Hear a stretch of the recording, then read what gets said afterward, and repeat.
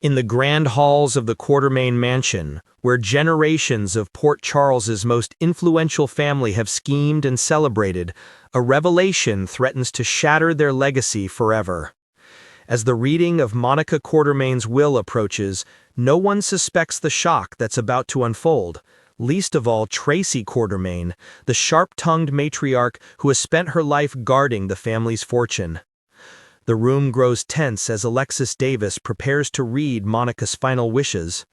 Tracy sits with calm confidence, convinced that Michael Corinthos, Monica's beloved grandson, will inherit the family's mansion at 66 Harborview Drive.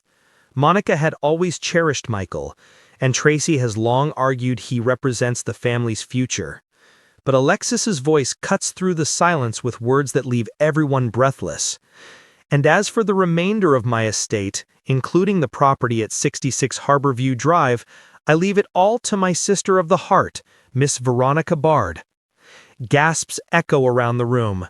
Tracy's smugness vanishes, replaced by disbelief. Even Veronica, Ronnie, looks stunned. The woman who only recently appeared in Port Charles, claiming to be Monica's long-lost sister, suddenly finds herself inheriting the family's most treasured property. Tracy's fury ignites. To her, this isn't just about property, it's about legacy. The mansion is a symbol of the Quartermaine name, their history, and their influence. To see it handed to someone she considers an outsider feels like the deepest betrayal. A web of deception. Tracy's sharp instincts whisper that something isn't right.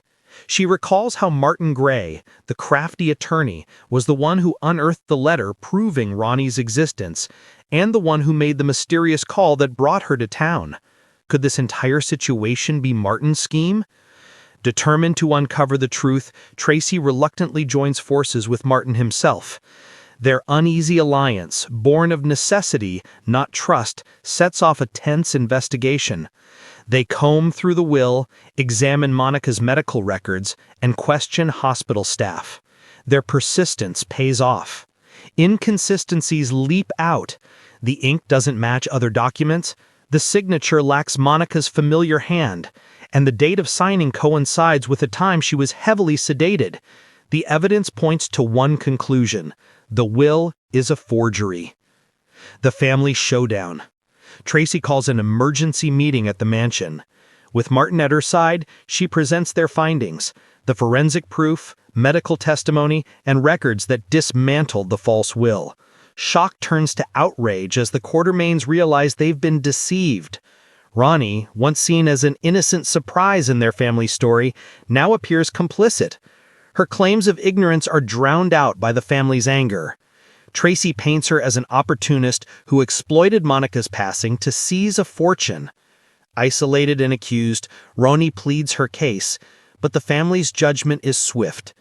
Though they could press charges, they decide instead on exile. Ronnie must leave Port Charles and never return. One chance at family, gone forever. Exile and reflection. Ronnie's departure is quiet, a stark contrast to the storm she brought. Alone, she boards a bus out of Port Charles, burdened by regret and uncertainty. Was she truly innocent, or part of the scheme? The answer may never be known. For the Quartermaines, her exit brings both relief and caution. Their legacy is secure, but the ordeal has left scars. Tracy's triumph in exposing the forgery comes with a sobering truth. As long as they hold power and wealth, enemies will always circle. The mansion stands tall once again under Quartermaine control, yet the memory of Monica's forged will lingers, a reminder that in Port Charles, secrets are never safe, and betrayal can strike from within.